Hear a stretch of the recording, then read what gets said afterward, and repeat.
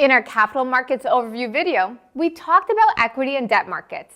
Let's now dive in a little deeper to learn which securities are commonly traded in these markets. First, how is equity investment defined?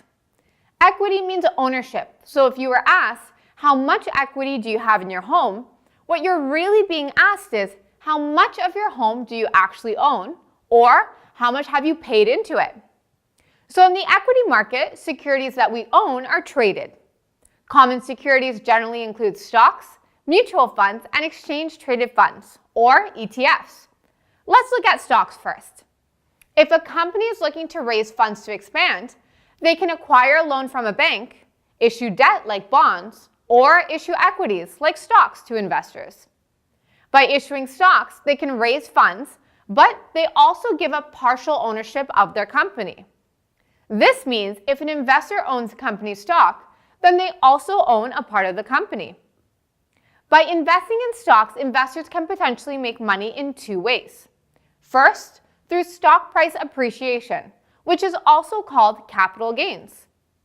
Let's look at an investor named Angela as an example.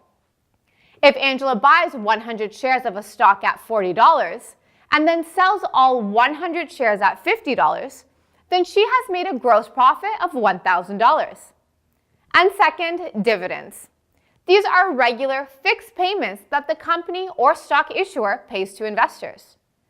Just how much is determined by the number of shares that the investor holds, and it can be paid out every quarter. Using the same example we just went over, if Angela's 100 shares of stock has a 50-cent dividend paid annually for every share, then she will receive $50 as income for the year. Dividends on common stock are usually paid out on a quarterly basis, and in this example, Angela will receive $12.50 every quarter. Another term to know is dividend yield. This takes the annual dividend and divides it by the current price of the stock. For example, if a stock is trading at $40 per share with a 50-cent dividend, then the annual dividend yield would be 1.25% or 50 cents per $40. Stocks can be classified in different ways. Here are a few. Common shares, or common stock, can give investors dividends and the right to vote on company matters, such as voting to elect a company's board of directors.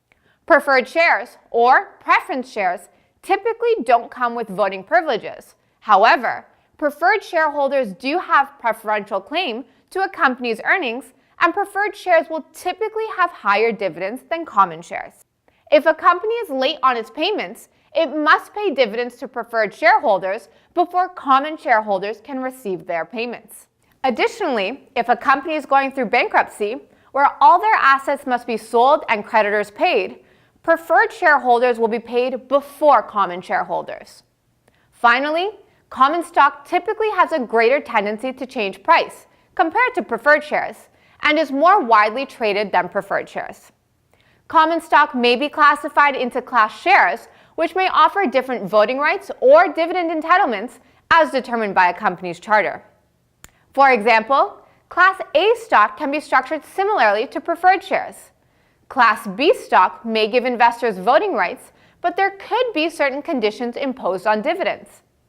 For example, Class B investors might only receive dividends after Class A investors receive their dividends.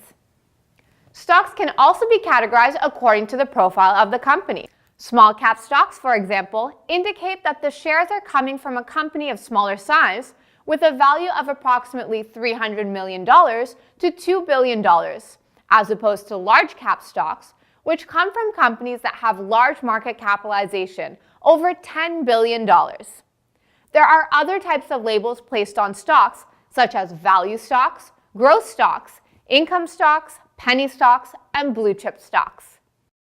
We'll explore these types in greater detail in future lessons. As far as risk goes, investors can potentially lose their entire investment with stocks. There is no guarantee of profits, and any profitability depends on the company's performance. This is why it's always a smart idea to research before making an investment decision. Another type of security traded in the equity market is mutual funds. A mutual fund is a basket or group of different stocks. A large number of investors individually contribute to the fund, and the number of units that they own depends on how much money they invest. Mutual funds can be appealing to new investors or those looking for a more hands-off approach because they don't typically require a lot of involvement on the part of the investor. Mutual funds are overseen by professional fund managers who use the money from investors to invest across a variety of securities using strategies deemed appropriate by the fund manager. Mutual funds are generally built with an overall objective or goal in mind. Some can be built with an overall goal of safety, for example, whereas others might have goals that focus on dividends or growth. This key information can be found within a document for each mutual fund called the Mutual Fund Prospectus. Mutual funds might expose investors to a variety of industries and sectors, some of which might not always be available if investing in individual stocks. You may have heard of a term called diversification. This term essentially means not putting all your eggs into one basket. Mutual funds provide an option for investors to invest into multiple investments and spread their investment risk more broadly. We'll cover diversification in more detail in the portfolio management course. Like stocks, mutual funds do come with risk, so it's important that investors research a mutual fund before they put any money towards it. One last note about mutual funds: Canadians can only purchase mutual funds that are issued in Canada, not the United States or other countries. Mutual funds can be managed a couple ways. The first is as a mutual fund corporation. In this model, a board of directors is responsible for managing the fund. The second is more commonly used, a mutual fund trust. In this model, appointed trustees manage the funds. Mutual funds can be structured two different ways. They can either be closed-end or open-end. Closed-end means that a mutual fund is capped. The fund has a fixed number of shares and a fixed number of investors. Open-end, on the other hand, means there is no cap. More shares are added to the mutual fund, which allows more investors the ability to contribute. Most mutual funds are structured this way. What's another type of security that can be traded in the equity market? Let's move on now to exchange-traded funds, or ETFs for short. Like mutual funds, ETFs pool together the money of many individual investors who have similar investment goals. And the money is used by a fund manager to buy a variety of investments, which are then combined in one pot. So what's the difference? The main difference between ETFs and mutual funds is the way that investors buy or sell units of the fund. The exchange-traded part of the name means ETF units are bought and sold through a broker on a stock exchange, like the Toronto Stock Exchange, for example, the same way that stocks are. Mutual funds, on the other hand, are bought and sold through a mutual fund dealer. Both ETFs and mutual funds can be a relatively low-cost way to diversify a portfolio, but there are costs that investors should be aware of. One expense is the management expense ratio, or MER for short, and this is the cost associated with operating a mutual fund or ETF. As with any security, ETFs come with risk, so it's important to research before purchasing. Hopefully you are recognizing a trend here. No matter what you're investing in, stocks, ETFs, mutual funds, etc., spending some time researching what you'd like to put your money into is a critical step that all investors should practice before investing. Let's switch gears now and look at common securities traded in the debt market.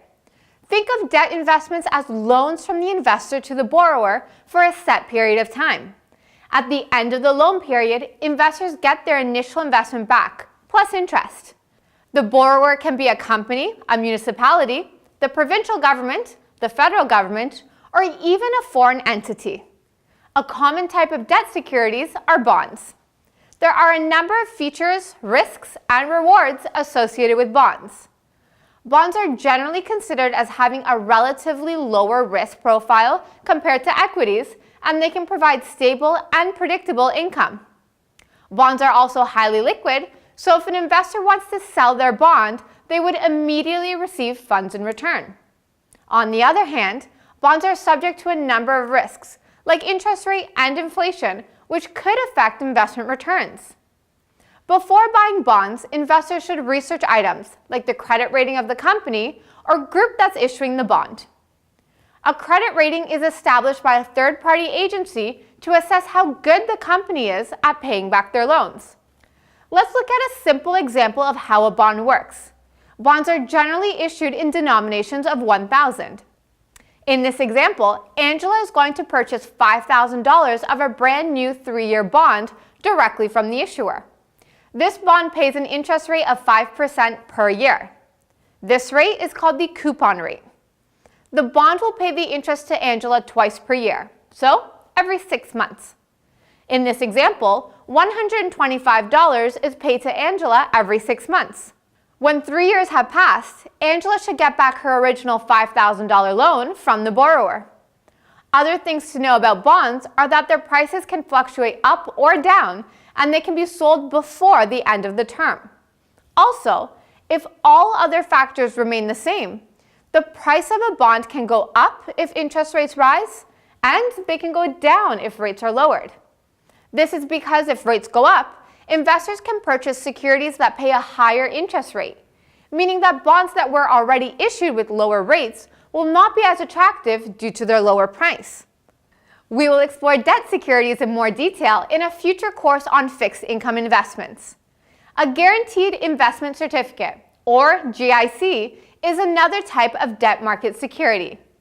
GICs are issued by Canadian banks and trust companies. To purchase, investors are generally required to make a minimum contribution at a fixed rate of interest for a fixed period of time. Investors must also typically hold on to their GIC until the end of that period of time. If something were to negatively affect a GIC issuer where they were to become insolvent, the investor could rest easy. Their investment would be covered by the Canada Deposit Insurance Corporation, up to $100,000. That's an overview of investments that are commonly traded in the equity and debt markets. As with all securities, it is wise to research and evaluate investment choices based on your risk tolerance and investment goal before you buy. There will be additional courses that will go into these investments with greater detail in the future, so please come back and check for updates.